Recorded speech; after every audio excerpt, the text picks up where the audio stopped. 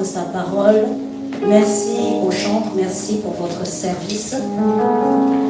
Avant de rentrer dans le vif du sujet, ce matin, j'avais vraiment à cœur de prendre quelques minutes rapidement, mais c'est important, pour pouvoir encourager tous ceux qui se tiennent fidèlement à leur poste. Le Seigneur voit vos efforts, le Seigneur voit votre cœur surtout, le Seigneur voit votre engagement, le Seigneur voit vos sacrifices. Et ma prière ce matin, c'est qu'il vous le rende au centuple. Le pasteur disait tout à l'heure que plusieurs se sont alignés, puisqu'on parle d'alignement ce matin, se sont alignés sur le calendrier des hommes, qui dit que bon, selon la zone où nous nous situons, nous sommes en vacances. Certains ont fait ce choix-là.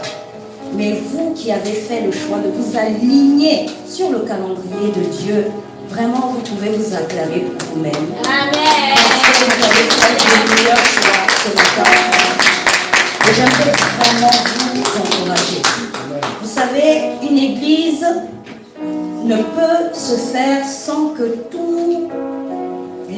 toutes les différentes mains, pour ne pas dire tous les ouvriers que Dieu a suscités, ne fassent leur œuvre. Et si nous sommes là, si cette église continue d'avancer malgré tout, c'est parce que vous êtes là. Donc vous pouvez être fiers de vous ce matin. Je tenais vraiment à vous encourager. Que Dieu bénisse votre fidélité, que Dieu bénisse votre loyauté, même quand ce n'est pas facile. Vous avez compris l'essentiel. Et en cela, vous êtes alignés à la parole de Dieu. Est-ce qu'on peut encore acclamer le Seigneur? Je vous encourage. Je le fait que nous m'alignons ce matin. Alléluia. C'est une joie pour moi d'être là ce matin. Et je crois que le Seigneur va... Excusez-moi. Lia, c'est elle. Alors, c'est une joie pour moi d'être là ce matin. Et particulièrement pour ce moment, parce que nous allons partager la parole ensemble. Et la parole va nous faire du bien. Il envoyait sa parole, et sa parole les guérit, et les délivra de la fosse. Et c'est ce qu'il va faire ce matin. Je bénis le Seigneur pour le privilège qu'il me donne encore aujourd'hui de pouvoir annoncer sa parole. Et je viens encore humblement devant sa face, lui dire ce matin, je ne suis qu'un instrument, Seigneur. Fais comme tu veux. Utilise-moi comme tu veux, selon les besoins de ton peuple. Seigneur, nous avons besoin d'être éclairés. Nous avons besoin de renverser les raisonnements hautains qui se dressent contre la connaissance de Christ dans nos vies, Seigneur. Seigneur, merci parce que ce matin encore, tu viens manifester ton amour envers nous. Alors que tu envoies ta parole, Seigneur, tu viens nous affranchir. Parce que ta parole est vérité. Et cette vérité vient nous affranchir ce matin. Seigneur, merci parce que tu réponds, Seigneur, à un cœur ce matin. Et je prie que la puissance de ta parole, Seigneur, agisse. Ta parole agit puissamment ce matin. Elle sépare l'âme de l'esprit. Elle sépare les jointures et moelles. Seigneur, c'est ce que tu fais ce matin à travers ta parole. Saint-Esprit, merci parce que tu es là, tu es présent au milieu de nous et c'est toi qui conduis ces temps. Tu es l'esprit de la parole. Tu es l'esprit de la révélation. Tu es l'esprit qui nous éclaire ce matin. Et je prie que tu accordes la révélation. La révélation qui non seulement nous éclaire, mais qui nous donne de l'intelligence ce matin. Sois glorifié, sois encore élevé. J'élève encore la bannière de Christ dans ce lieu, dans nos vies sur le ciel de Toulouse. Que la bannière de Christ soit élevée haut ce matin. Dans le nom puissant de Jésus. Seigneur, merci pour ce que tu fais.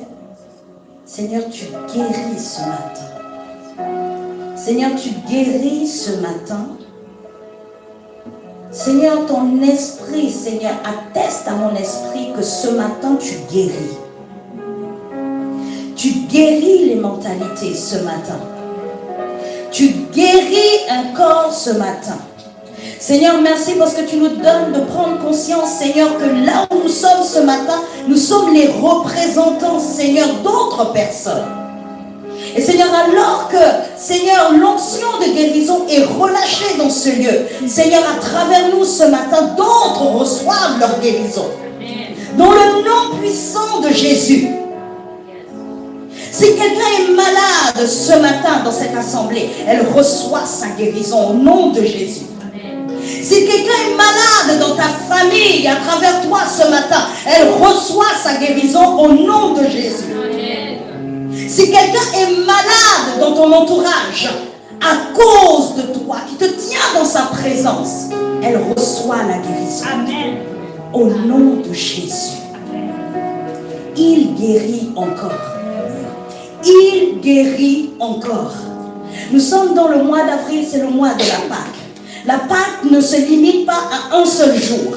Mais nous sommes dans le mois de la résurrection. Nous sommes dans le mois où les tombeaux sont vides. Et je déclare que la guérison est relâchée dans son église au nom de Jésus. Au nom de Jésus. Amen. Yes.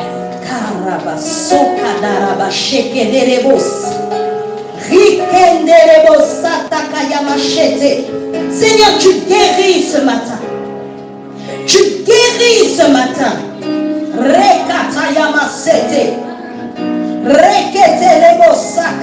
Quelle que soit l'origine de la maladie, je déclare que tu guéris ce matin.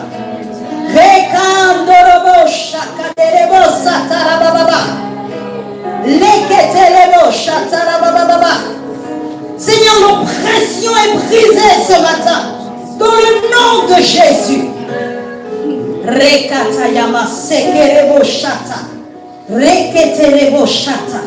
Oh oui, je vois les chaînes se briser ce matin. Les chaînes se brisent ce matin.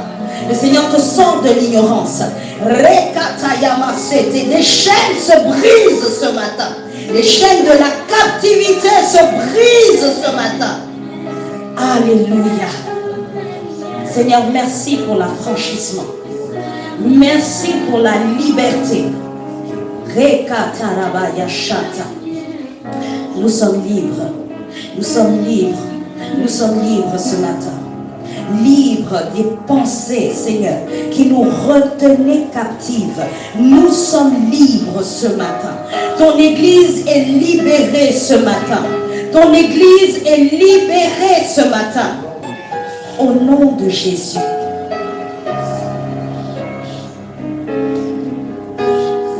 Seigneur, merci. Seigneur, tout ce qui était faux, Seigneur, est dépouillé ce matin.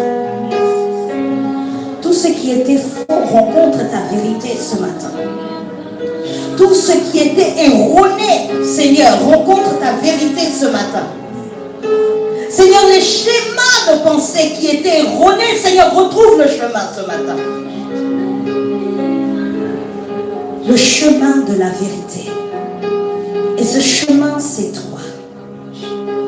Oh Jésus, je t'élève encore. Jésus, je t'élève encore. Je t'élève encore, Jésus. Jésus, je ne me précipite pas à annoncer la parole parce que c'est toi qui fais ce matin.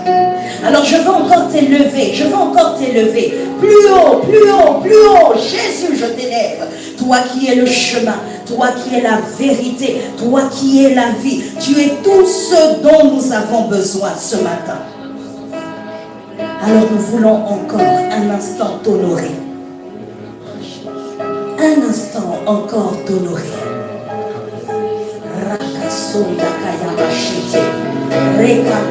Prenons encore un temps. Adorons Jésus, élevons Jésus, le nom qui sauve, le nom qui guérit, le nom qui délivre.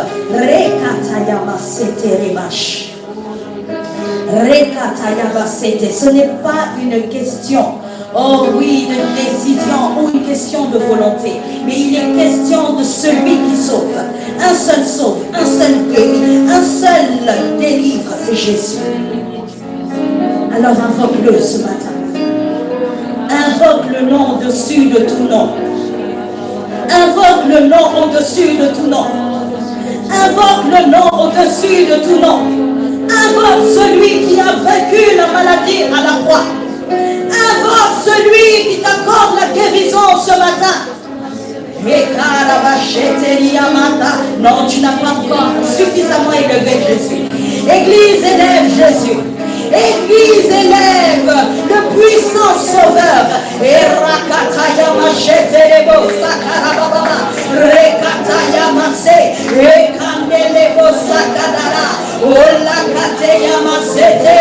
a donné sa vie pour toi et moi.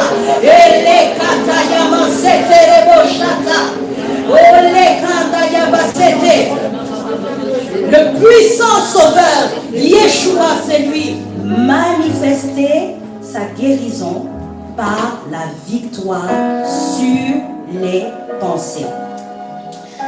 Être conscient de notre héritage en Christ, c'est réaliser que nous n'avons plus à vivre avec notre ancienne mentalité. Parce qu'il faut savoir que l'œuvre de Christ à la croix, en fait, nous donne effectivement une vie nouvelle. Mais quand bien même nous avons une vie nouvelle, la mentalité, elle, peut demeurer ancienne. La Bible nous dit dans Philippiens 2 au verset 5, « Ayez en vous les sentiments qui étaient en Jésus-Christ. » Si Dieu nous interpelle de cette façon, c'est parce qu'il sait en fait que nous pouvons être nés de nouveau, avoir accepté Christ, peut-être même servir régulièrement dans l'église, mais ne pas avoir en nous cette conscience que nous devons avoir les sentiments qui étaient en Jésus-Christ. Et si vous voyez la manière dont la phrase est construite, c'est pas « vous pourriez » ou « il serait bien que », c'est une injonction. Ayez en vous les sentiments qui étaient en Christ Jésus. Ayez en vous les sentiments qui étaient en Jésus-Christ. Autrement, ça risque d'être compliqué pour vous. En fait, c'est ce que ça veut dire. Autrement, ce sera difficile de faire ce que Dieu attend de nous et de posséder totalement notre héritage. De même, la Bible continue en disant dans Romains 12, 2, « Soyez transformés par le renouvellement de l'intelligence. » Donc, lorsqu'on parle de transformation, le renouvellement de l'intelligence, le renouvellement des pensées, le renouvellement de la mentalité est très, très important. C'est pas parce que tu vas arrêter d'aller en boîte de nuit, c'est pas parce que tu vas arrêter d'avoir des petits copains que ça veut dire que ta transformation, elle s'est opérée. Ça, c'est en apparence. Mais qu'est-ce qui continue d'animer tes pensées? Est-ce que les schémas de pensée sont toujours les mêmes? Est-ce que ta définition du bonheur est toujours la même? Ou le renouvellement s'est fait? Le renouvellement de l'intelligence. On passe beaucoup rapidement. Plusieurs d'entre nous passent rapidement dessus. Et on est dans les œuvres. Nous sommes dans les œuvres. Sauf que, n'oublions pas une chose. Dieu regarde au cœur, n'est-ce pas? C'est l'homme qui regarde à ce qui frappe aux yeux.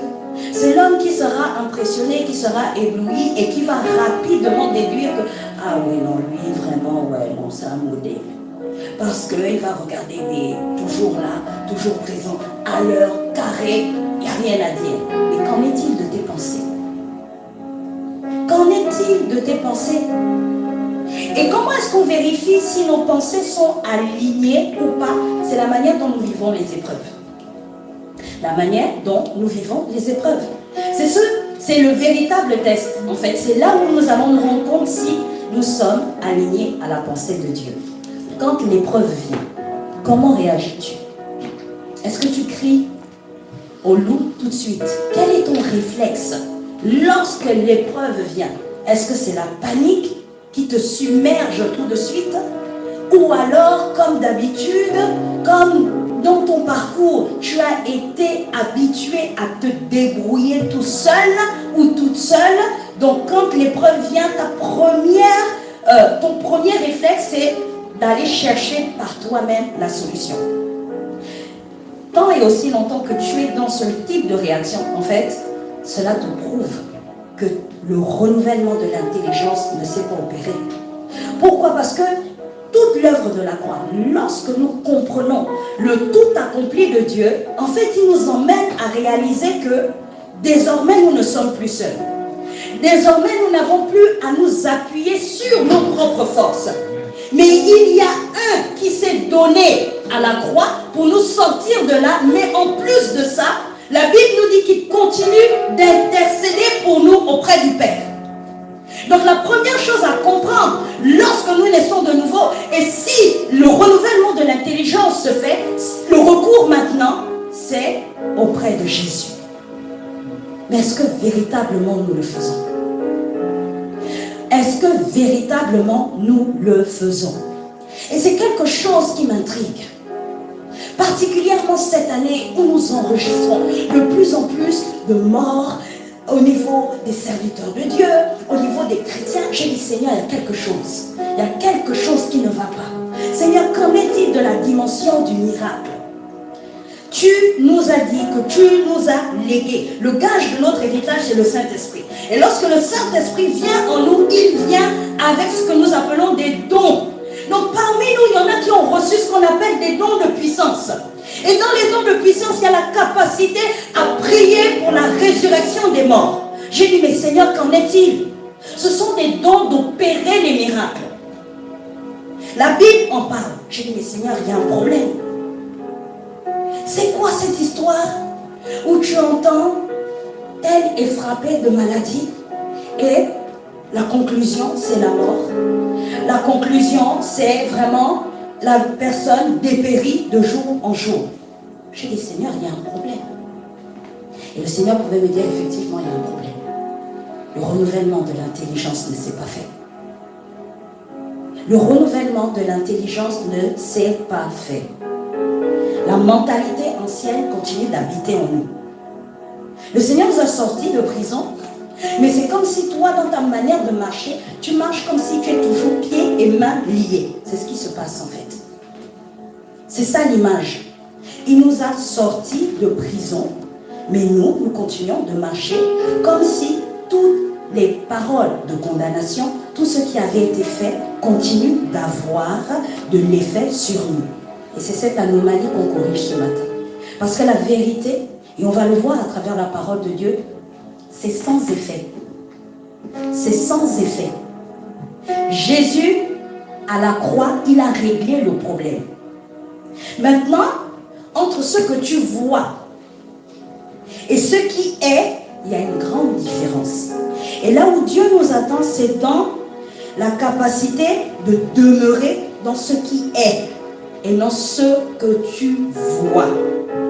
Aussi réel cela puisse-t-il paraître. Je sens la douleur, oui.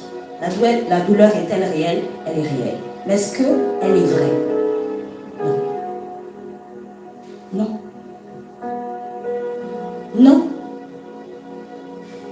Pourquoi est-ce que lorsque nous entendons des diagnostics concernant la maladie,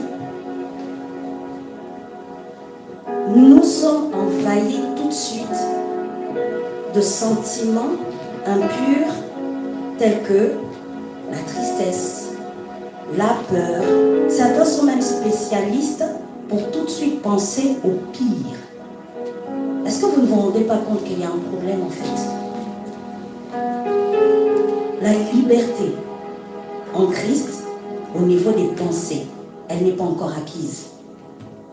Elle n'est pas encore acquise. Un enfant de Dieu ne réfléchit pas comme ça. C'est une information. C'est une information. Lorsque tu fais des examens médicaux, les résultats arrivent. On a détecté une insuffisance rénale, insuffisance cardiaque, malformation. Bien aimé, c'est une information. C'est tout. Mais nous considérons cette information comme étant une vérité. Et dès l'instant où vous l'avez considérée comme étant une vérité, elle commence à agir. C'est aussi simple que ça.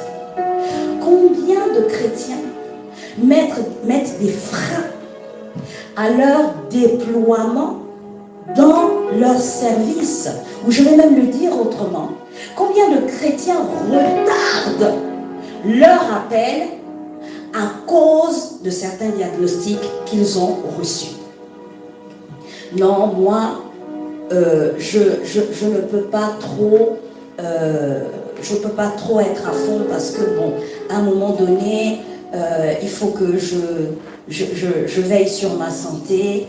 Oui, à cause de ma maladie, à cause de ce qui a été diagnostiqué. En fait, vous voyez comment ça s'accapare cela. Et ça devient un frein. Non, moi, je ne peux pas dépasser une certaine heure parce que sinon... à cause de la maladie, je ne pourrais pas me lever, je ne pourrais pas faire ci, je ne pourrais pas... Vous ne vous rendez pas compte qu'il y a une anomalie? Il est passé où le Dieu Tout-Puissant? Le Dieu de l'impossible, il est passé où? Mais j'aimerais vous dire ce matin que les conséquences sont bien plus graves que vous ne pensez. Vous retardez. Vous retardez non seulement l'appel, vous retardez le plan de Dieu sur votre vie. Parce que toutes ces informations que vous mettez en avant égale 0 devant Dieu. Dieu savait qu'à un moment donné, tu allais passer par une épreuve liée à la maladie. Que ce soit toi, ton enfant, ou encore quelqu'un d'autre. Dieu le savait. Mais Dieu savait aussi qu'il avait déjà mis la solution pour t'en sortir. Donc en réalité, la bonne réaction, la bonne attitude, lorsque nous sommes face à des diagnostics bizarres, des mauvaises nouvelles, la vérité c'est de dire, Seigneur, comment vais-je m'en sortir? C'est ça l'attitude, attendre. Au lieu d'accorder du crédit, bon là pasteur, pendant un temps vous n'allez pas trop me voir. Parce que je traite d'abord ça. Le jeu qui traite, c'est qui? Tu as quel pouvoir? Pasteur, je traite d'abord. La guérison, la maladie dont on parle ici, c'est une maladie physique, comme ça peut être aussi les maladies de l'âme. Non, là, je prends d'abord un temps. Non, là, c'est la maladie qui te conditionne. La chose qui est censée avoir été vaincue, c'est celle-là qui te domine. Bien aimé, ce matin, je suis venu pour nous ouvrir les yeux sur ce que nous faisons en réalité. C'est comme si, c'est pas comme si, on dit il a ôté. Quand on retire, c'est retiré. Donc c'est parti, il a ôté la maladie, il a ôté les iniquités, il a ôté les malédictions, tout ça il a ôté. Et nous ce que nous faisons, au passage, on repart. On repart là où ça a été, on repart, allez, on soulève encore, allez, hop, je reprends telle chose et on marche. Et après on s'étonne de savoir pourquoi on a du mal à rentrer dans certaines choses. Le problème ce n'est pas l'ennemi, le problème c'est encore moins Dieu, le problème c'est nous-mêmes. Nous avons oublié un aspect, la mentalité doit changer. L'ancienne mentalité, elle te ramène en arrière. Elle ne te propulsera jamais devant. L'ancienne mentalité, c'est ce qui correspond à l'ancien. Le vieil homme, avec toutes ses peurs, avec tous ses vices, avec toutes les souffrances qu'il a connues. Donc, tant que tu es dans cette mentalité-là, ben, tu vas faire du surplace. Parce que au lieu de penser force, courage, audace, toi, en fait, tu seras en train de tourner autour du doute, la peur, la limitation, l'instabilité. Quand le renouvellement de l'intelligence ne s'est pas fait, tu es un chrétien instable. Aujourd'hui, je crois, demain, je ne crois pas. Aujourd'hui, j'ai une grande foi, demain, j'ai une petite foi. Laissez-moi aussi un peu souffler, c'est ça. Quand le renouvellement de l'intelligence ne s'est pas fait. Même avec une nouvelle identité que Dieu nous a donnée, une ancienne manière de penser peut nous maintenir dans toutes ces choses que j'ai citées. Et si nous sommes honnêtes ce matin, combien de fois nous avons failli dans notre engagement? Pourtant nous aimons Dieu, n'est-ce pas? Combien de fois nous avons failli dans notre engagement? Parce que nous avons été, encore une fois, dominés par le doute. Une fois de plus, par la peur. Nous avons senti des limitations. Et pourtant, nous sommes une nouvelle identité en Christ. Mais la mentalité, c'est l'ancienne. Ce que tu penses peut contredire ce que tu es devenu. Ce que tu penses peut contredire ce que tu es devenu. Lorsque Dieu te voit, Mylor, il ne te voit plus il y a 10 ans en arrière. Le Seigneur, lui, il a toujours, comme diraient certains, un coup d'avance. Lui te voit non seulement dans ta version, les hommes vont dire la meilleure version, mais en fait, ce n'est même pas la meilleure version, c'est la version originale. Et dans la version originale, il sait que tu es capable d'accomplir ça. Et c'est important à un moment donné que tu puisses t'aligner pour que malgré tout ce qui vient contre toi, malgré les vents contraires, malgré les diagnostics, malgré les épreuves difficiles, tu ne t'arrêtes plus. La mentalité, l'ancienne mentalité vient combattre ta nouvelle identité. Et l'exemple que je viens de prendre avec Milan, c'est la même chose pour chacun de nous. À un moment donné, il faut qu'on arrête de nous regarder avec ce que nous étions avant. Mais cherchons, persévérons dans la connaissance de qui nous sommes en Christ. Tous les jours, c'est ce que nous devons chercher. Tous les jours. Et lorsque vous serez en train de le faire, je vous assure, les maladies, les épreuves, les coups durs, les trahisons, les déceptions, elles seront toujours là. Mais à un moment donné, vous ne les verrez plus. Vous n'en serez plus conscient. Elles ne seront plus aussi fortes au point de vous arrêter.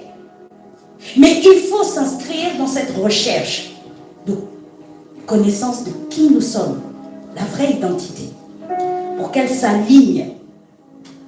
1 Corinthiens 11, 29, 30 nous dit, car celui qui mange et boit sans discerner le corps du Seigneur, mange et boit un jugement contre lui-même. C'est pour cela qu'il y a parmi vous beaucoup d'infirmes et de malades et qu'un grand nombre sont morts. C'est Dieu lui-même qui le dit.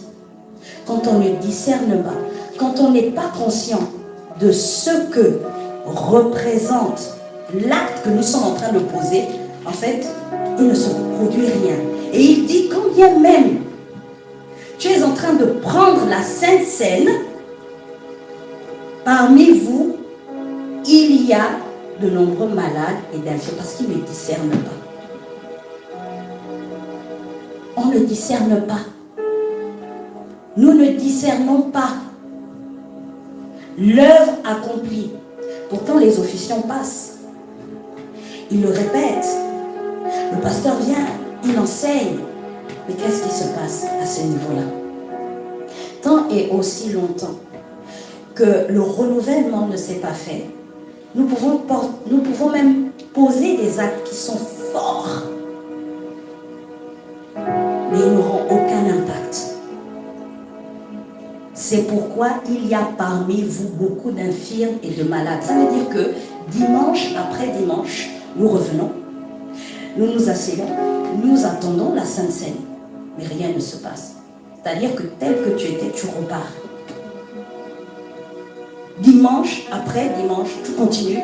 En fait, toi, en vérité, ce que tu fais, tu manges juste un bout de pain azime et une petite coupe de jus de raisin. En fait, c'est juste ça. C'est juste ça. Le manque de discernement. Le manque de discernement. Discerner, c'est comprendre.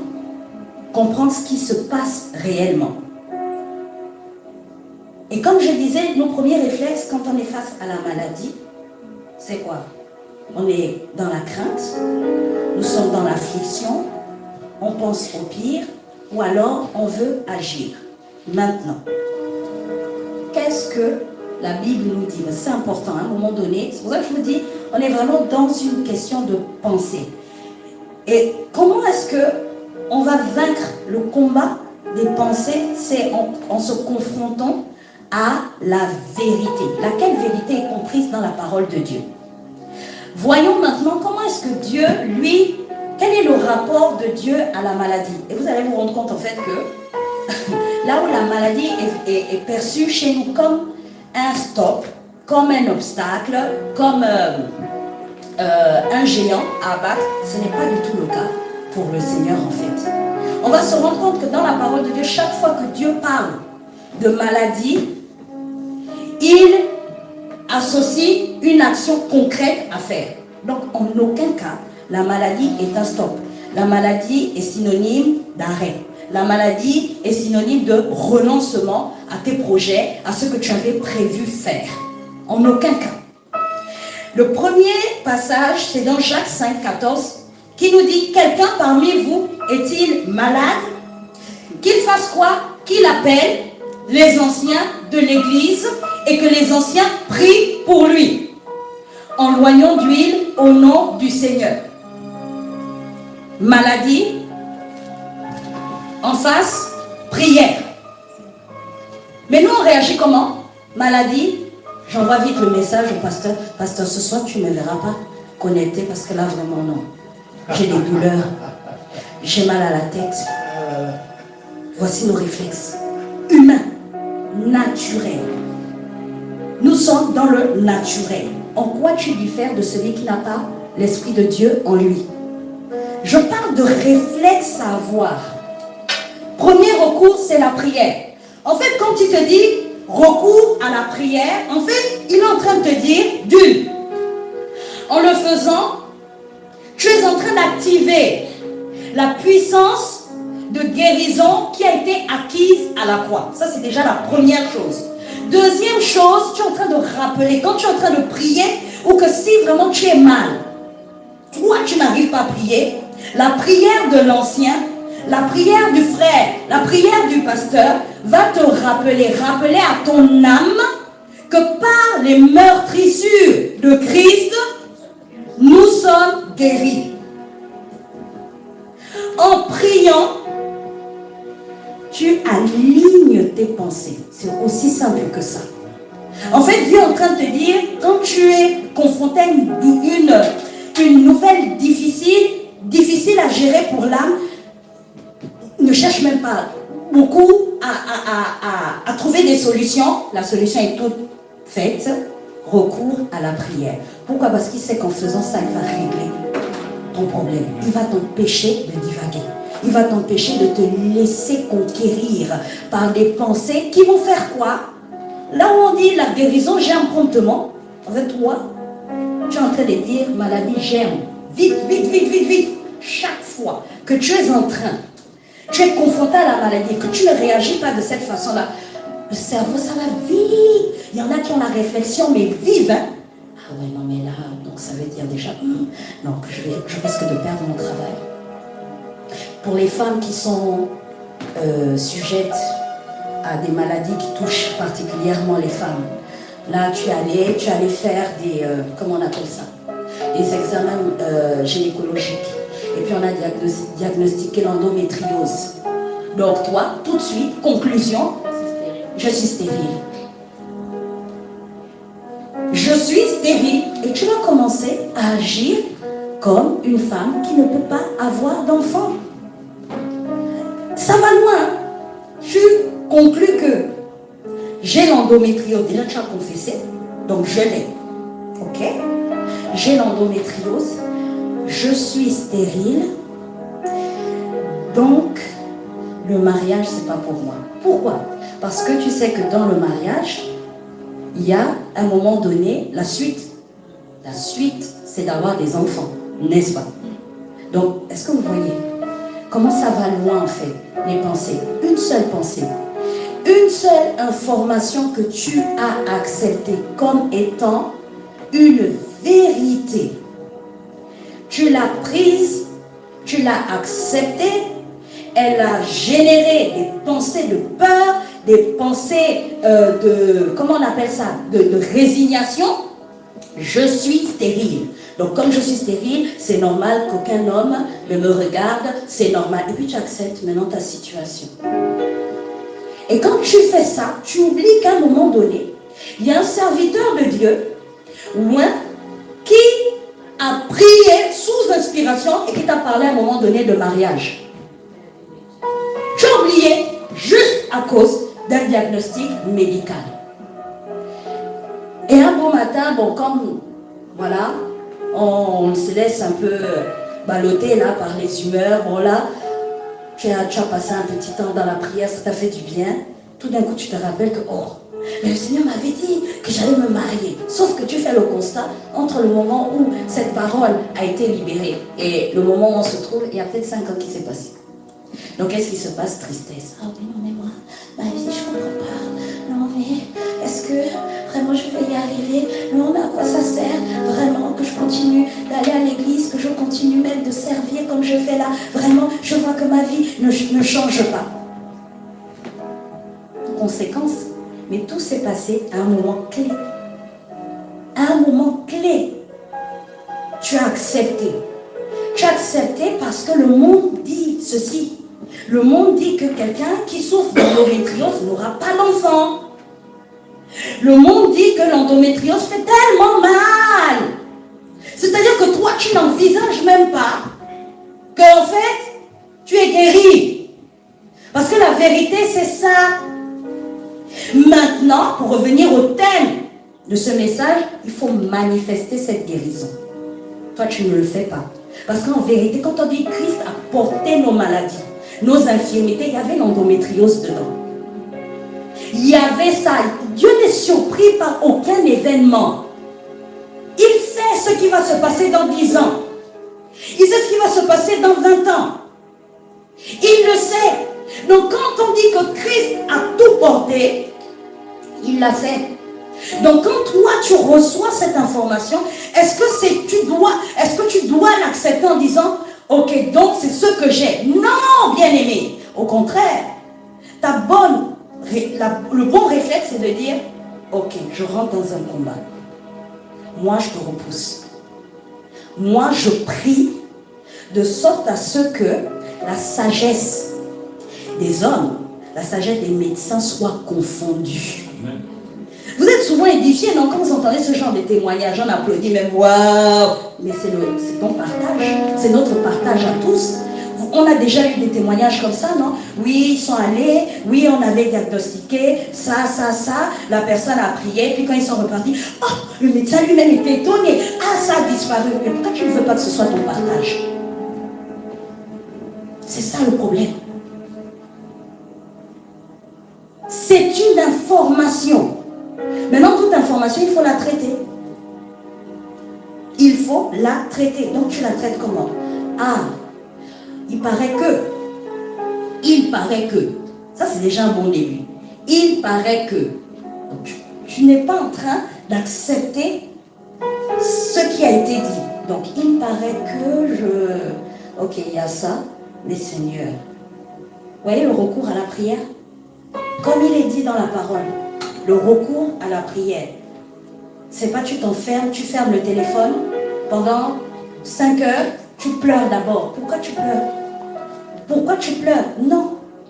Recours à la prière, ok Seigneur. Bon, apparemment ils disent que il semblerait qu'il y a. J'ai reçu cette information. Mais Seigneur, moi je sais que c'est pas réel. Donc, j'appelle à l'existence J'appelle à l'existence ce que toi tu as déjà libéré. Donc je prie maintenant afin que la guérison soit manifeste dans mon corps. Et que là où j'avais des douleurs, que ces douleurs disparaissent. Au nom de qui? Au nom de Jésus. Pourquoi? Parce que c'est Jésus qui nous a ouvert la voie. On l'a vu. Au nom de Jésus, ce n'est pas juste un slogan, juste pour faire joli. Ça a toute sa portée. Au nom de Jésus. Quand tu dis au nom de Jésus, c'est parce qu'il l'a fait. Il l'a fait. Oui, mais j'entends déjà des pensées là. Ouais, mais pasteur, ça ne part pas comme ça. Moi, j'ai déjà prié. Et donc, la persévérance dans la prière, ça vous parle? Pourquoi Dieu nous parle de veiller, de persévérer? Veiller, persévérer. Prier sans cesse. Pourquoi? Parce qu'il savait qu'il y a certaines choses qui ne partent pas tout de suite. Mais sauf que nous, on a fait une fois, et encore faut-il vérifier, est-ce que lorsque vous avez prié, c'était une prière de foi? On dit c'est la prière de foi qui sauvera le malade. Est-ce que quand tu as prié avec foi ou tu as prié religieusement? Tu t'es souvenu que, mais le pasteur Herman avait dit, oui, il faut prier. Bon, je prie quand même, tu poses les mains là, mais au hasard, quoi. Oui, bon, Seigneur, vraiment, les pensées là-bas, vraiment, les schémas. Tu as tout un tas d'idées bizarres qui passent quand même. Mais tu dis amen. Mais tu n'étais pas présent, tu n'étais pas convaincu, il n'y avait pas la foi. Donc, et de surcroît, tu ne persévères pas. Moi, j'ai prié, je n'ai rien vu. Donc, diagnostic, j'ai l'endométriose. Donc, je suis pas, je me vois pas bénie. Je vais aux réunions de femmes, quand on dit que tu es une femme bénie, bon, moi je ne me sens pas, parce que je vois déjà qu'on a enlevé une partie de moi. Comment une femme ne peut pas avoir d'enfant? Waouh! En fait, c'est toi qui t'es construit.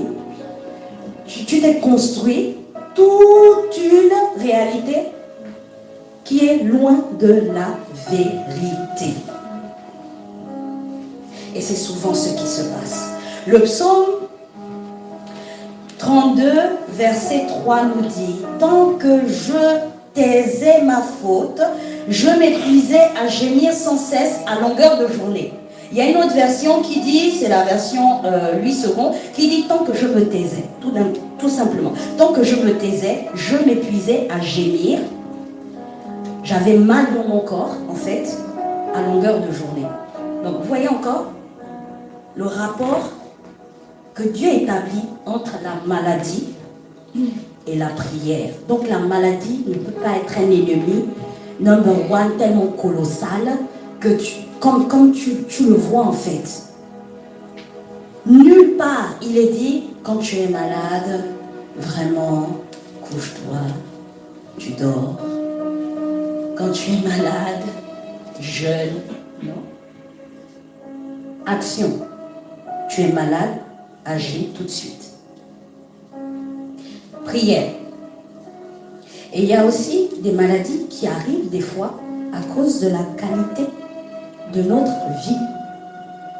Si tu continues de vivre comme avant, sache que tu attires aussi la maladie sur toi. Et c'est pour ça que dans ce passage-là, il dit, si tu m'avoues ta faute, si tu m'avoues ta faute, en fait, la conséquence, c'est que ce qui était douloureux dans ton corps va s'arrêter. Tant que je n'avais pas parlé, tant que je n'avais pas confessé, apprenons à avouer nos fautes, nos transgressions. Ça aussi, ça va nous aider. Ça va nous aider à manifester la guérison. Il y a des maladies qui sont liées des fois au péché. Il y a des maladies qui sont liées des fois au mauvais cœur. Le cœur dur, le cœur qui ne pardonne pas. Tu entends, mais tu fais la sourde oreille. Tu fais comme si cette partie du message ne te concerne pas.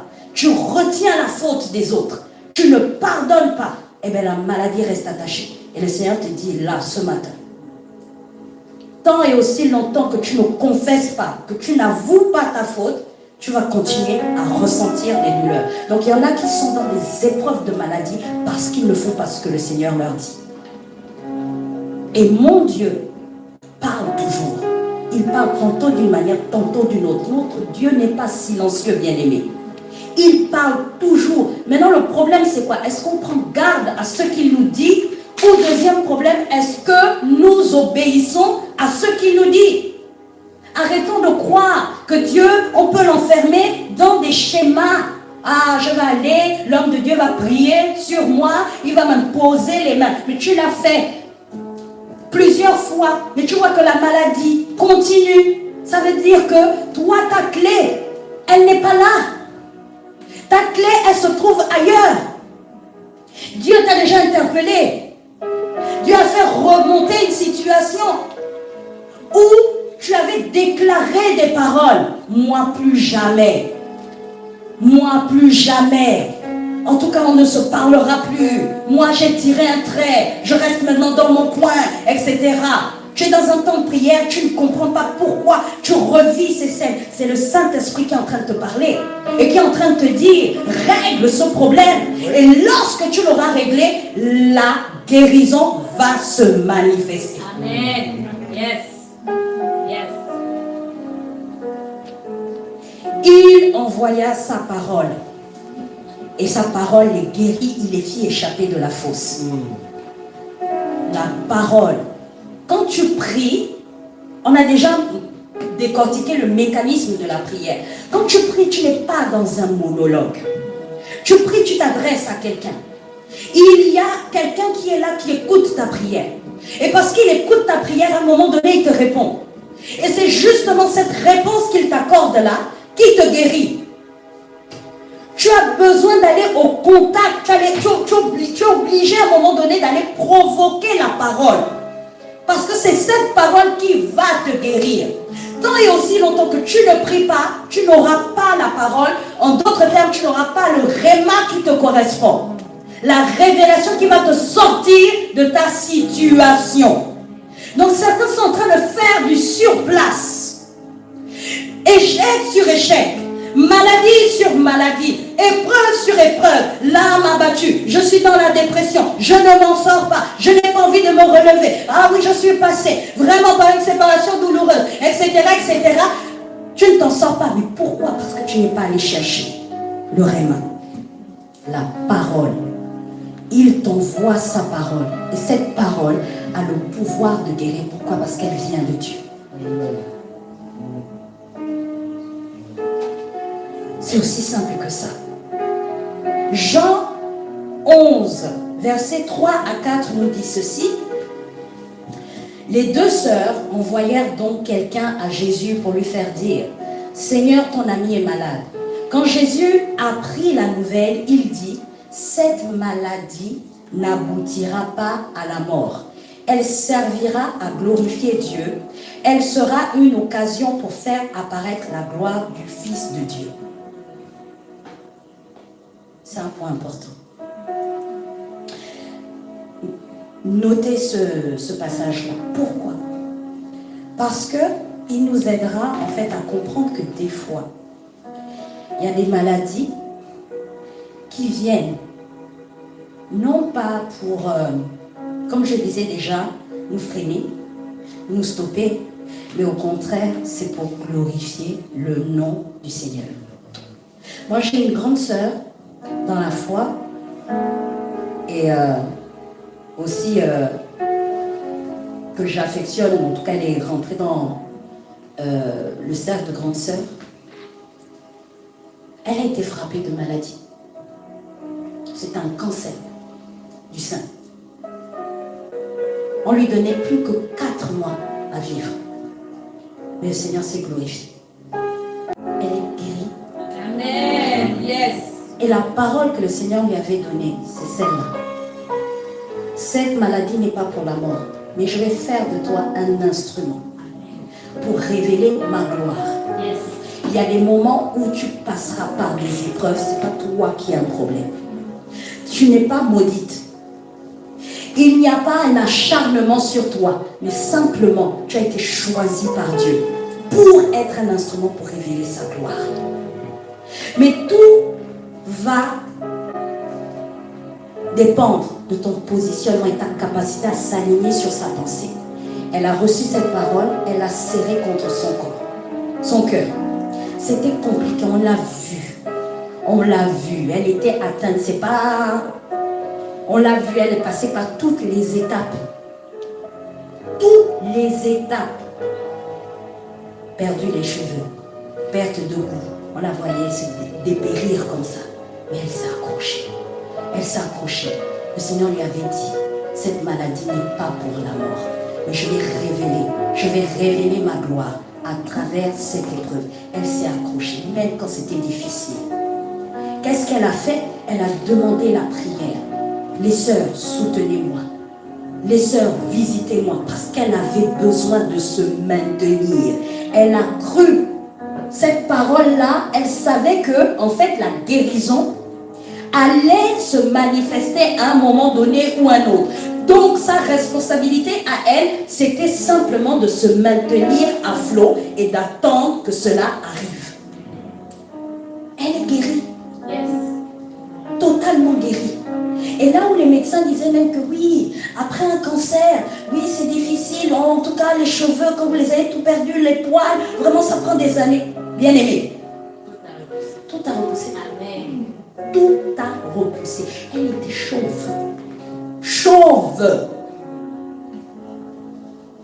Elle a dû se débarrasser de la moitié, sinon plus de la moitié de sa garde-robe. Tu la revois aujourd'hui, tu dis, waouh.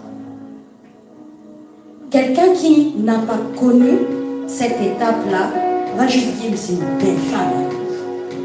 Et tu vois la gloire de Dieu. C'est qu'elle a retrouvé même une seconde jeunesse.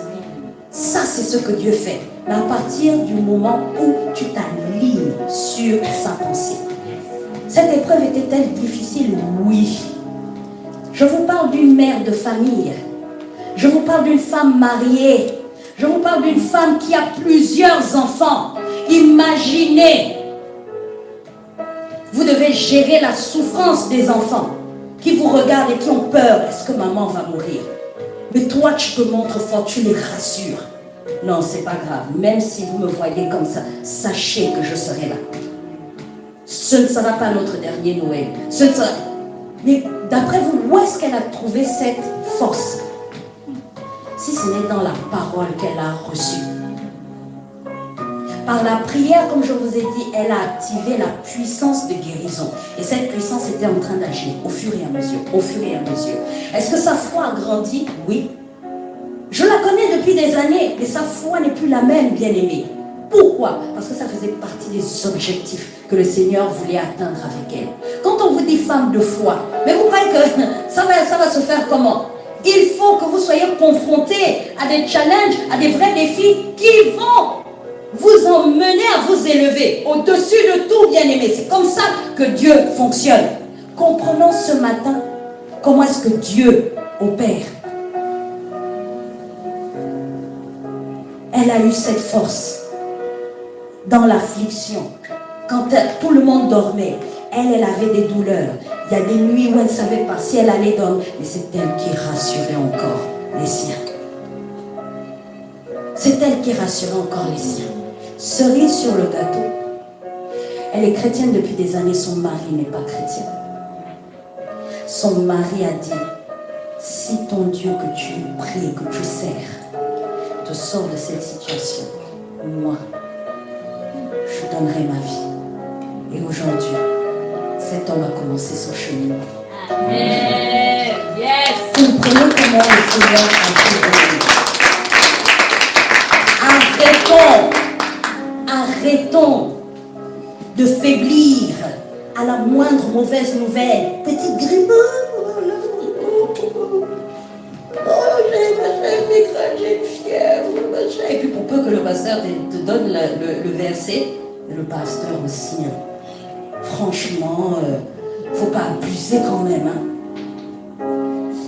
On sait que vous pensez comme ça. On le sait. Nous-mêmes, on est passé par là. Mais quand tu n'as pas la révélation, c'est comme ça que tu penses. Mais le pasteur, lui, il joue son rôle. Il nourrit ta foi, il t'envoie la parole. Mais tu es incrédule et tu vois ça comme s'il te dérange. Comment la parole de Dieu peut te déranger? Comment la parole de Dieu peut te déranger? Comment elle ne fait pas du bien à ton âme? Prends des soupes. Reste bien au chaud. Repose-toi. Ah, là, c'est un bon pasteur. Ah, vraiment, dans le pasteur, là, vraiment, ah oui, il est compatissant. Ça n'a rien à voir avec la compassion, bien aimée. Le pasteur essaie un peu juste de descendre à ton niveau, en fait. C'est juste ça. Mon bon pasteur, je n'ai rien.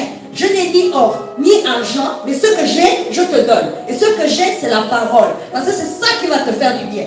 Bah, oh, fortifie-toi et prends courage. Donc, je vous annonce que je vais commencer à vous envoyer des messages comme ça. Quand vous allez commencer à me dire, je suis dans telle épreuve, pasteur, je n'ai pas d'argent, le compte est vide. La parole. Maintenant, si après ça, vous me détestez, ça vous regarde. Je fais un peu d'humour. Mais j'aurais fait ce que le Seigneur m'aura mandaté. C'est notre rôle premier. J'ouvre juste cette petite parenthèse parce que des fois on se perd. On cherche à satisfaire la chair. On veut le réconfort. On veut les câlins. On veut la compréhension. Mais bien aimé, tu es en train de foncer. Je vais reprendre une expression de mon mari. Tu es en train d'aller dans le trou. Tu es en train d'aller dans le trou et tu veux que je t'encourage à aller dans le trou. Non, bien aimé. Non, mais là, vraiment, il faut encore que je laisse du temps, machin. Non, moi, je trouve que, bon, là, j'ai déjà assez donné. Mais bien aimé, j'ai prié, le Seigneur m'a montré le serviteur de Dieu, la servante de Dieu que tu seras. Et puis moi, je vais être là. Oui, prends du temps. Prends du temps. Je ne te rends pas service, bien aimé. Je suis en train de t'encourager, mais je te pousse. Va dans le trou, va, allez. Non, bien aimé.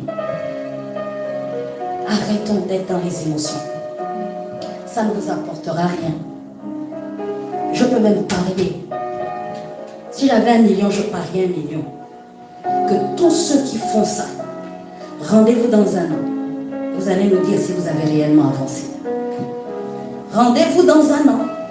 Il y en a qui ne voient plus, depuis 3-4 mois. Rendez-vous dans un an. Je vous assure, si j'avais le million sur mon compte, j'allais mettre ça. Pareil. Vous allez tous perdre. Vous allez me donner ça. Donc 1 million, 1 million, 1 million, 1 million. On est riche, on s'achète une voiture. Non, c'est tellement vrai. Le renouvellement d'intelligence, arrêtez. On parle de croissance spirituelle, bien aimée. Spirituelle, qui s'oppose au charnel. Arrêtons avec les émotions. Arrêtons de nous conformer au siècle présent. Oh, les normes de la société disent ceci, je m'aligne. Mais non, bien aimé. Il est temps que tu t'alignes aux normes spirituelles, les normes du royaume. Je vous ai dit que ce matin, s'il était question d'alignement. Et je vous assure que si vous comprenez ce message et que vous prenez la bonne décision, vous allez vivre un shift. Un shift. Je ne suis pas en train de dire un changement. Le shift, c'est plus fracassant. C'est de là à là. De là à là. C'est un bouleversement. Quand on parle de Saül, on dit qu'il a été, donc l'esprit est descendu sur lui et il fut changé en l'homme suivant. Et c'est ce dont tu as besoin ce matin. Amen. Tu as besoin de passer à l'autre étape. L'homme suivant, la femme suivante, celle qui s'aligne, qui arrête de regarder à ce que les frères et sœurs vont dire, qui arrête de regarder à ce que l'entourage va dire, qui arrête de regarder à ce que la famille va dire, mais qui ne se laisse perturber par quoi que ce soit, qui dit que moi je reste focus sur ce que mon Dieu dit, je m'aligne sur sa pensée. C'est là que tu vas expérimenter cela. N'êtes-vous pas fatigué de faire du surplace? N'êtes-vous pas fatigué de faire le yo-yo? N'êtes-vous pas fatigué de faire les montagnes russes? Up and down, up and down. J'en dis, ça va? De même. N'êtes pas fatigué, bien aimé. Christ n'est pas mort à la propre sein. Il a réglé les problèmes de dépression. Il a réglé les problèmes de manque d'estime de soi. Il a réglé les problèmes de trahison. De les gens sont méchants avec moi. Personne ne m'aime. Il a réglé tout ça. Il a réglé tout ça. Tu es l'instrument de Dieu par lequel il veut se glorifier sur cette terre. Le psaume 115, verset 15 à 16 nous dit, soyez bénis par l'Éternel qui a fait le ciel et la terre. Le ciel appartient à l'Éternel, quant à la terre, il a donné aux hommes.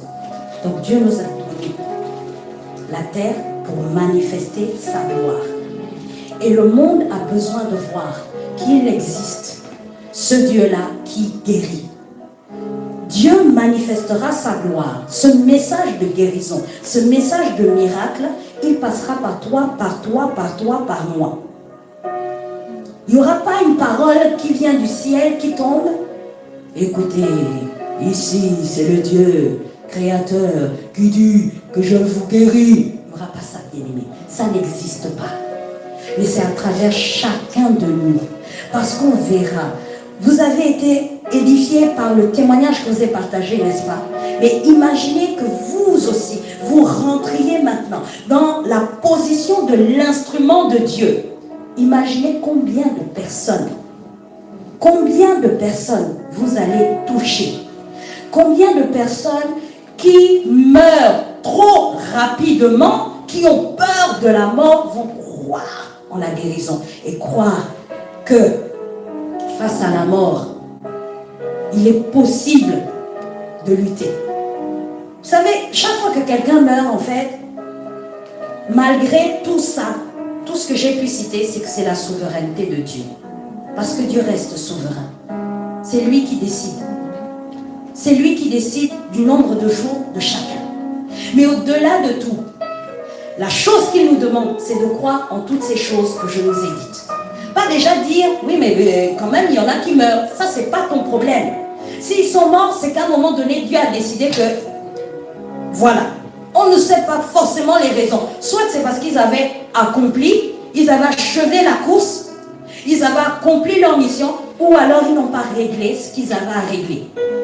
La souveraineté de Dieu, ce n'est pas mon propos, mais c'est important quand même que je vous le dise.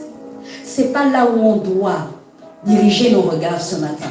C'est plutôt dans la capacité à appeler à l'existence ce qui est dans le ciel. Je l'appelle à l'existence.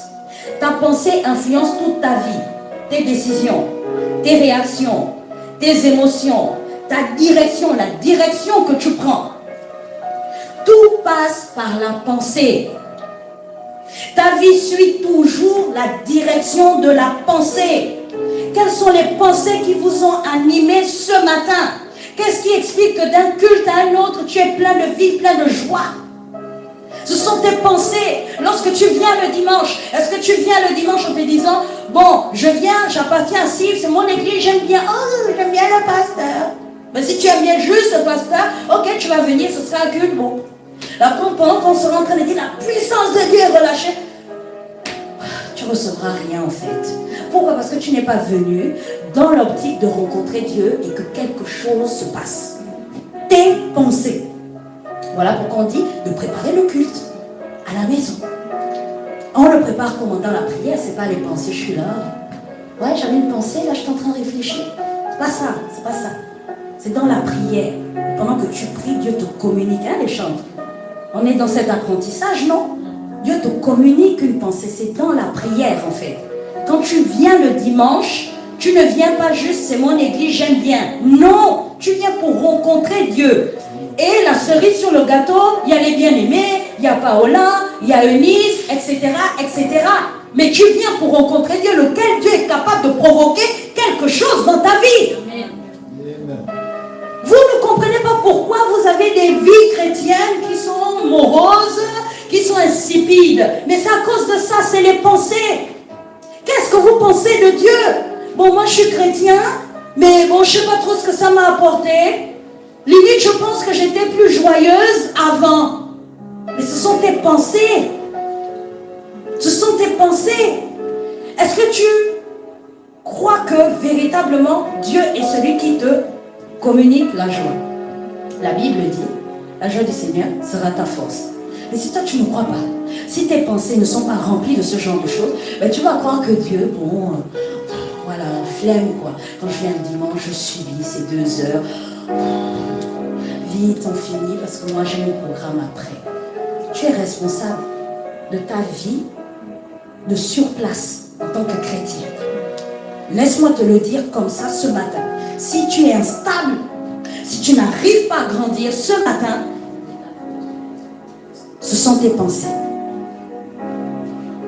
Ce sont tes pensées. Et la Bible nous dit, et c'était le début de cette intervention, ayez en vous les sentiments qui étaient en Jésus-Christ. Tu dois faire cette prière. Tant que ces sentiments-là ne t'animent pas, ça va être difficile. Voilà pourquoi facilement, tu peux décider que bon, moi, ce dimanche, je ne viens pas. J'ai très peu dormi, je ne viens pas. Ça fait 6 mois que je viens pas. Voilà. Et puis quoi encore? Je suis libre, non?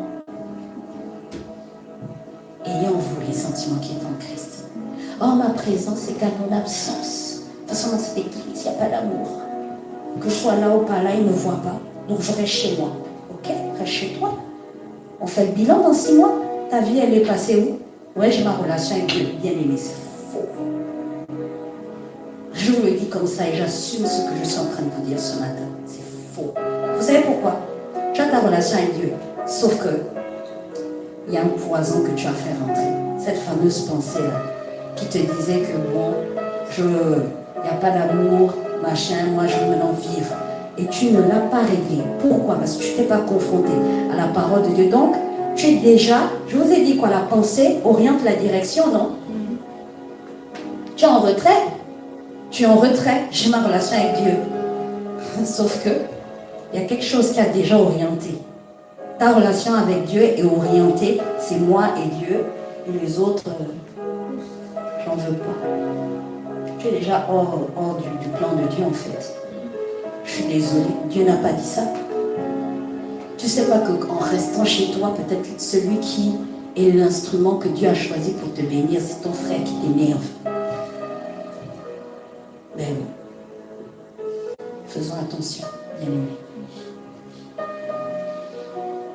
Faisons attention. Ta pensée influence toute ta vie. Veillons sur nos pensées. Qu'est-ce qui rentre? Est-ce qu'on a le droit des fois d'être irrité par les comportements des uns et des autres? Oui, on a le droit. Mais Dieu nous dit, supportez-vous les uns les autres. On a le droit. On ne te demande pas maintenant de devenir un béni-oui-oui ou voilà, tu acceptes, tu as le droit, mais tout dépend de comment tu traites ça. Et tu dois le traiter selon la pensée de Dieu. Et la pensée de Dieu, tu ne l'inventeras pas. Arrêtons aussi de chercher à inventer les choses que Dieu n'a pas dites. Arrêtons de vouloir refaire aussi la parole de Dieu. Tu ne lis jamais la Bible, mais bizarrement toi, tu es un fin analyste. Tu sais analyser ce qui est dit, les enseignements. Tu tiens ça d'où? C'est dangereux de faire ça, bien-aimé. Quelle est la vérité sur laquelle tu te bases? Ah non, moi ce point-là, hein, vous connaissez le point là qui énerve, l'un des points qui énerve sur les chrétiens, les dîmes et les offrandes. Tu te bases sur que tu ne lis jamais la parole de Dieu. Je dis bien jamais. Mais, alors à un moment donné, dans cette église, on parle un petit peu trop de finances. C'est quoi ta vérité? Parce que tu as entendu un scandale dans une église. Donc tu généralises. Mais nous ne sommes pas parfaits, bien-aimés. Voilà aussi pourquoi on demande de prier pour les bergers, prier pour les pasteurs. Voilà pourquoi Dieu dit que celui qui croit être debout, prenne garde de tomber. Voilà pourquoi la Bible nous dit aussi que celui qui a commencé avec l'esprit, vraiment, qu'il ne termine pas, je paraphrase, mais dans la chair. Dieu avait tout prévu. Mais vous ne priez pas, mais toujours en train de lapider. Ah oui, et on généralise. Mais qu'est-ce qui s'est passé? Peut-être qu'il a été faible à un moment donné, ce serviteur de Dieu. Oh, c'est des faux. Moi, je n'écoute pas ça. Mais continue. Et laissez-moi vous dire qu'il y a également certaines guérisons qui s'obtiennent par les offrandes. Vous connaissez l'histoire de Corneille? Donc, continuez à vous offusquer. Continuez à garder votre argent. Hein? Comme on dit, l'or et l'argent vous appartiennent. L'or et l'argent vous appartiennent. Moi, je suis allée, j'ai travaillé sur mon argent. Ok. Vous ne lisez pas la parole de Dieu, mais vous prenez les choses et puis, voilà, vous vous exposez au danger, bien-aimés. vous maintenez la maladie sur vous. Vous maintenez les chaînes sur vous quand vous êtes en train de faire ça. Il faut que la vérité remplace progressivement les anciennes logiques. Ce qui était logique avant, il faut que la parole de Dieu vienne remplacer cela. Ah mais c'est logique. Faites attention. C'est logique. Tout ce qui est logique n'est pas de Dieu. Et laissez-moi vous dire aussi qu'on ne change pas en un jour. Mais c'est à chaque vérité acceptée qu'une ancienne pensée disparaît. Ça ne sert à rien là de dire ce matin au nom de Jésus, mauvaise pensée, je te chasse. Déjà, tu es très vague quand tu dis ça. La mauvaise pensée en question, c'est quoi? Au nom de Jésus. C'est pas au nom de Jésus. C'est la vérité. La vérité de Dieu. La vérité de la parole qui vient chasser, qui vient faire disparaître. Et c'est au fur et à mesure. Comprenez? Lisons la parole de Dieu. Tu dois apprendre à penser comme Christ, voir comme lui, interpréter comme lui, réagir comme lui. C'est un apprentissage.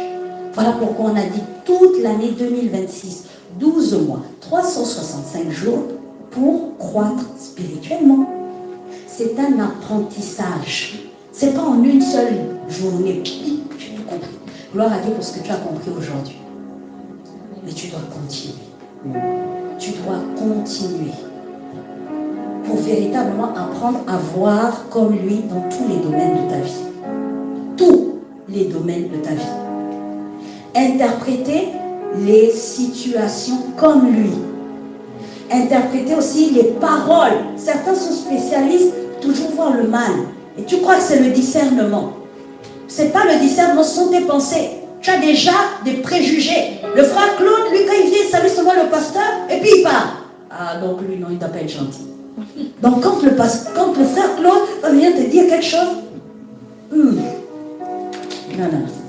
c'est bizarre. C'est bizarre. Et puis tu crois que c'est le discernement. Entre-temps, lui, il veut te parler. Ou bien les sœurs là, vous ne lisez pas la parole de Dieu, vous n'avez pas de vie de prière, et puis quand les frères viennent vous parler, regarde-moi ça, attendez. Arrêtez de faire ça. Arrêtez. Des fois, le beau viendra comme ça. Ah non, lui il est bizarre. Ah, lui il ne calcule pas les gens. Pourquoi il vient me parler là? Peut-être que Dieu lui a parlé en toute pureté. Tu as pleuré, tu as crié, tu dis que oh Seigneur, vraiment le frigo est vide. Voici l'instrument que Dieu s'est choisi. Bonjour ma soeur. Ok, il n'a pas l'habitude de parler. Bonjour ma soeur. Bon, j'ai à cœur. Faisons simple des fois, c'est pas Dieu m'a dit, j'ai prié. J'ai à cœur de te remettre ça, te bénir. Sang de Jésus. Sang de Jésus. Vous voyez, mais c'est des choses qui existent, bien aimés. Ah non, sont nos préjugés, les fameuses pensées. Non, mais elle parle trop. Ah, mais il parle fort. Ah non, elle n'a pas les bonnes manières. Ok? En lui se bénissait mutuellement. Mais est-ce que vous vous bénissez mutuellement? Il faut voir, hein? La bénédiction vient juste d'un côté. La pensée est déjà orientée. Moi, je prends la bénédiction du pasteur Armand. C'est le pasteur. Ah, je prends la bénédiction de... C'est tout. Le reste, rien. Mais qui t'a dit que Dieu a dit qu'il allait te bénir par le pasteur? On perd du temps. Ce matin, que le Seigneur nous aide. Interpréter comme lui. Réagir comme lui. Ah non, elle m'a fait quelque chose qui ne m'a pas plu. Là, c'est bon.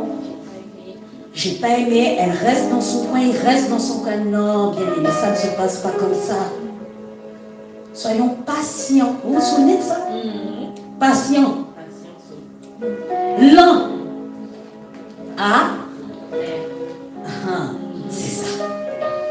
Réagir comme lui. Vous avez lu les évangiles. Vous avez vu comment Jésus a été traité. Mais si Jésus réagissait comme nous, waouh, il aurait échoué. La croix là, voilà. On l'a insulté, on a fait. Réagir comme lui. Et il est venu nous montrer le modèle. Si vous ne savez pas comment, c'est le moment d'ouvrir la Bible.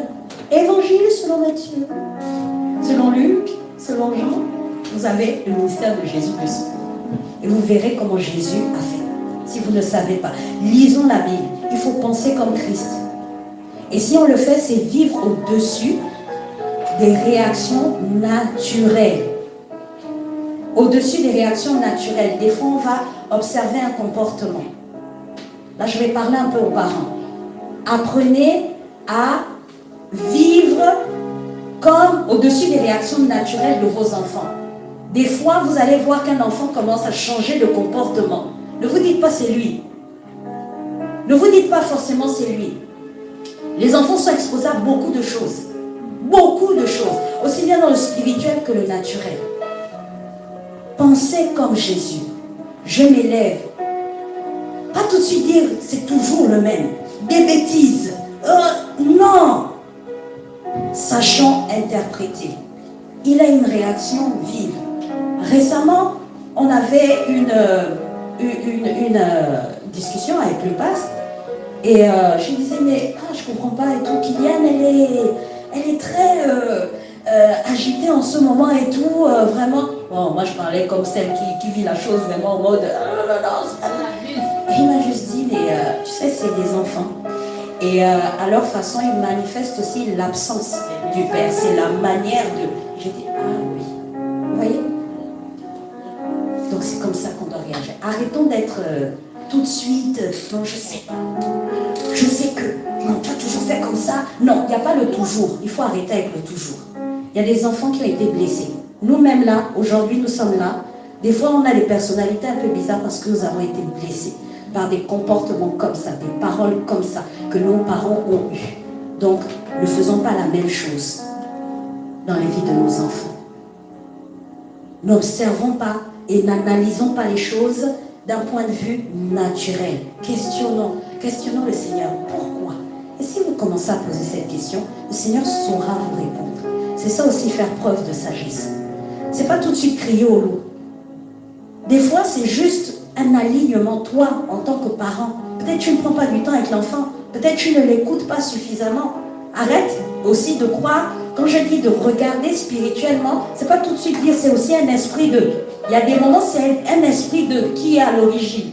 Mais des fois c'est simplement toi. Tu ne fais pas les choses correctement en fait. Mais Dieu est capable de te montrer. C'est ça, s'aligner sur sa pensée, réagir comme lui. Exode 23, 25 nous dit, vous servirez l'Éternel votre Dieu et il bénira votre pain et votre eau. J'éloignerai la maladie du milieu de toi. J'ai tenu à vous lire ce passage parce qu'il y a une bénédiction dans le fait de servir Dieu. C'est pas moi qui le dis. Donc pour ceux qui pensaient que les pasteurs abusent, pourquoi ils aiment parler de servir. Moi je veux juste venir à l'église et m'asseoir. Pourquoi ils me parlent de servir? Il y a une grâce dedans. Il dit, Exode 23, 25, je relis, vous servirez l'Éternel, votre Dieu, et il bénira votre pain et votre eau. J'éloignerai la maladie du milieu de toi. C'est pas parce que tu viens ici, dimanche après dimanche, avec toute ta famille, du plus petit. Même le chat. Même le chat. Qu'en fait, tu passes à côté de quelque chose. Non. Elle dit encore le verset. Vous servirez l'Éternel, votre Dieu, et il bénira votre pain et votre eau. J'éloignerai la maladie du milieu de toi.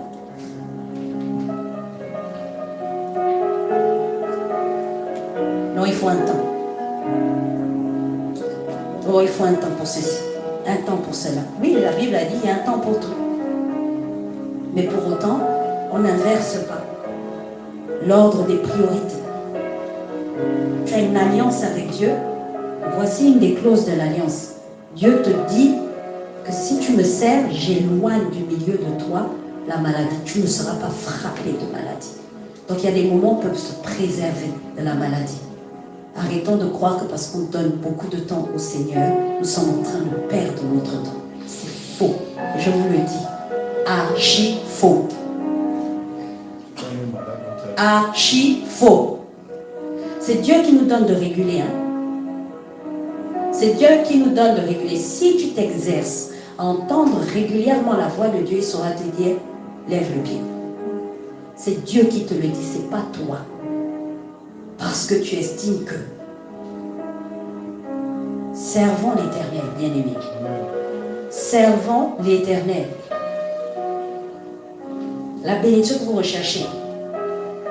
Il faut que je travaille pour avoir une belle maison. Oh, pour subvenir aux besoins de la famille. Oui, offrir des voyages à mon épouse, à mon époux, à mes enfants, les grandes marques et ceci.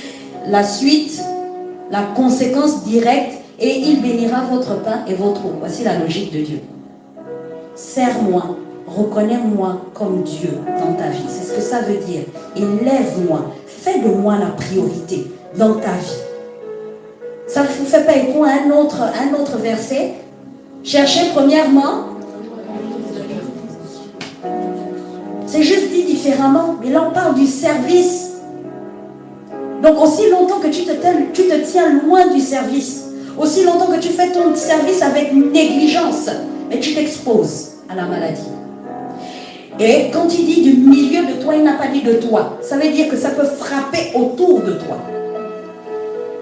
Donc en fonction de notre positionnement, il y a également des circonstances malheureuses, des fois que nous pouvons attirer. C'est ce que ça veut dire. Là, on est en train de méditer la parole. Le même verset là veut dire ça. Vous voyez? Donc quand tu te tiens sur la parole, tu as les bons arguments. Parle, ouais, mais bon, c'est dit où? Mais là, c'est écrit, moi, c'est pas moi. Je m'appelle pas Exode. Hein. C'est écrit dans la parole. Une nouvelle mentalité, je finis avec ça, libère. Une nouvelle dimension de vie. Quand ta pensée change, tes limites reculent. Ta vision s'élargit, ta stabilité augmente. Ta transformation devient visible quand ta pensée s'aligne à celle de Christ. Et je termine avec ça. Est-ce qu'on peut se lever? Ce matin, tu as juste besoin d'une chose. Faire preuve d'humilité. Pourquoi je te parle d'humilité en conclusion de ce message? C'est simplement pour accepter de reconnaître que jusqu'ici je pensais bien faire. L'humilité, c'est accepter de réapprendre. L'humilité, c'est accepter de prendre un autre chemin. L'humilité, c'est de reconnaître que oui, effectivement, le renouvellement de l'intelligence, je l'avais négligé jusqu'ici. Je pensais que ce n'était pas si important que ça. Et j'avais mis en avant les œuvres. L'humilité, tu en as besoin pour dire que je ne connais pas tout. J'ai besoin d'apprendre. J'ai besoin d'être corrigé. J'ai besoin d'accepter de changer de perspective. Tu as besoin d'humilité ce matin. Tu as besoin de jeter ta couronne ce matin au pied du Maître et de reconnaître que je pensais savoir. Mais Seigneur, je n'appliquais pas tout. C'est la première chose pour laquelle je vais te demander de prier, bien-aimé. Ne te précipite pas à dire je veux aligner mes pensées. Mais je t'invite ce matin à faire preuve vraiment d'humilité, reconnaître que tu as besoin d'apprendre. C'est un véritable besoin dans cette église. Et à tous ceux qui nous regardent également sur Internet, je vous le dis, c'est un besoin, nous avons besoin de croître en connaissance.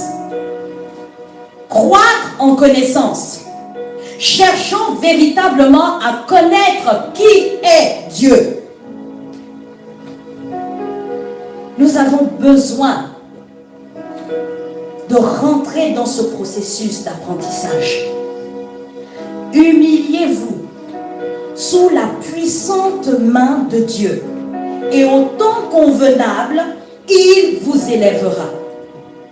Humiliez-vous, peuple de Dieu, ce matin, sous la puissante main de Dieu.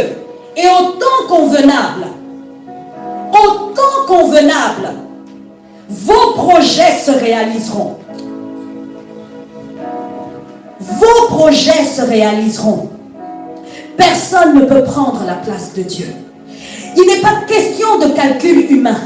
Il n'est pas question de planification, mais ce matin, le Seigneur parle à l'église et elle dit, aligne ta pensée.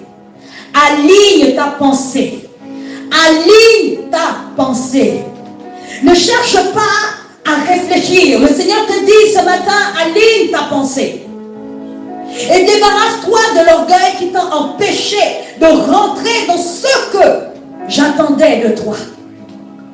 Que ce matin nous mettons fin à la stagnation. Dans cette église, plusieurs stagnent. Comprenez bien cette parole. L'église ne stagne pas, mais plusieurs stagnent. Plusieurs font du surplace. Plusieurs sont instables. Pourquoi? Parce que vos pensées ne sont pas alignées sur celles de Dieu. Vous luttez, vous croyez lutter avec les hommes, mais vous luttez en réalité avec l'autorité de Dieu sur vos vies. Personne ne trompe Dieu. Personne ne peut prendre sa place. Alors ce matin, humilie-toi, humilie-toi, humilie-toi. Il est question de toi. Il est question de toi. Il est question de toi. Humilie-toi ce matin. Jette ta couronne. Reconnais ton erreur ce matin. Reconnais que tu ne sais pas tout. Reconnais qu'à un moment donné, oui, tu t'étais rebellé. Mais en réalité, tu ne t'étais pas rebellé contre les hommes. Tu t'es rebellé contre l'autorité de Dieu. Un seul est Dieu. Un seul est maître. Tu ne peux servir plusieurs maîtres à la fois. Ce matin, le Seigneur te dit, aligne tes pensées. Aligne tes pensées. Église, aligne tes pensées. Si tu ressens de t'agenouiller en signe d'humiliation, alors fais-le ce matin. Mais ne passe pas à côté de ce que le Seigneur veut faire. Je vous ai dit qu'il veut guérir. Il veut guérir. La clé se trouve dans l'alignement pensée de Dieu ce matin. Quel que soit ton âge, quelle que soit ta situation. Oh Jésus! Jésus, nous reconnaissons que toi seul est Dieu dans ce lieu. Jésus, nous reconnaissons que toi seul est Dieu. Toi seul est digne d'être élevé. Seigneur, nous jetons ce soir, ce matin, aux pieds toutes nos couronnes, toutes tes grâces. Et le Seigneur dit à plusieurs ce matin, ma grâce te suffit. Ma grâce te suffit. Ma grâce te suffit. Quel que soit ton statut, quel que soit ce que tu es devenu, ma grâce te suffit. C'est quand tu es faible qu'alors je viens au secours de tes faiblesses. Et non autrement. Sors de l'épreuve. Sors de la stagnation. Le Seigneur parle à certains qui sont connectés ce matin et il vous dit sortez de la stagnation, sortez de l'instabilité, alignez vos pensées, alignez vos pensées.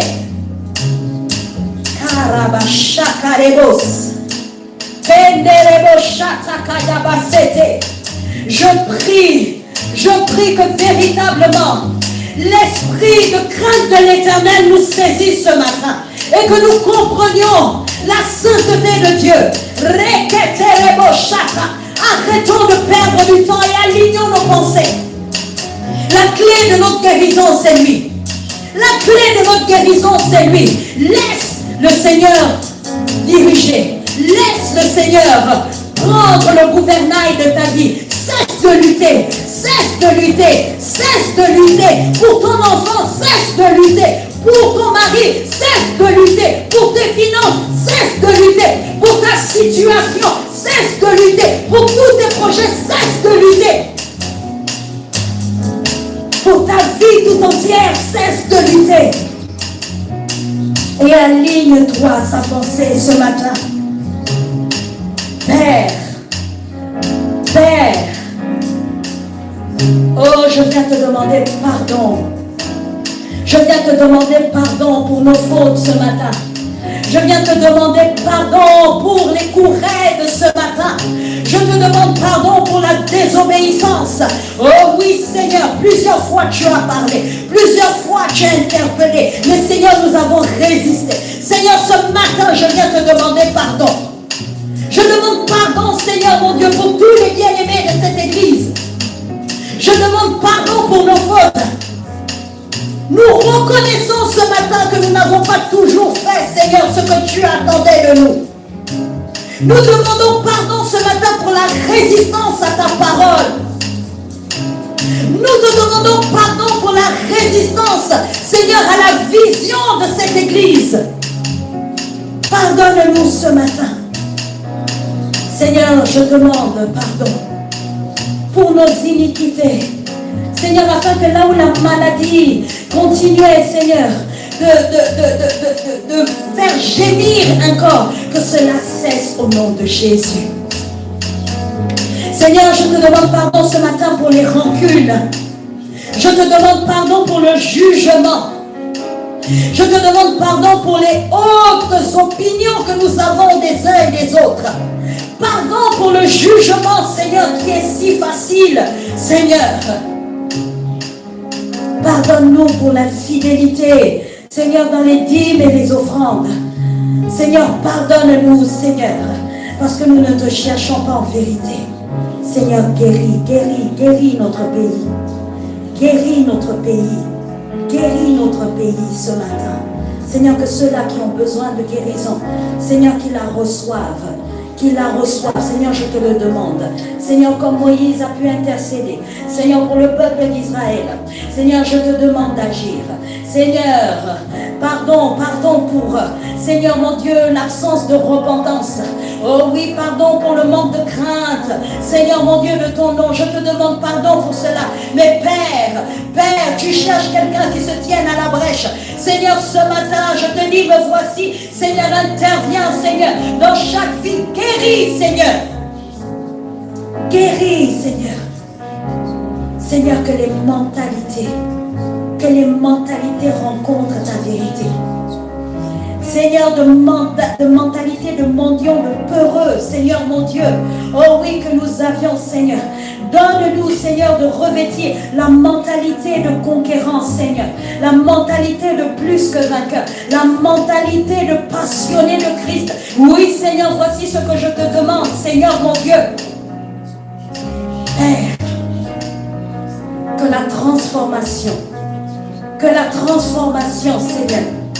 Seigneur, s'opère véritablement. Fais un miracle aujourd'hui. Je déclare Aphésis, Seigneur, sur cette église. Je déclare Aphésis sur cette église. Seigneur, je déclare que tous les membres de cette église sont libres de toute captivité. Seigneur, tu nous libères des jours, Seigneur, de servitude, Seigneur, qui pesait sur nous.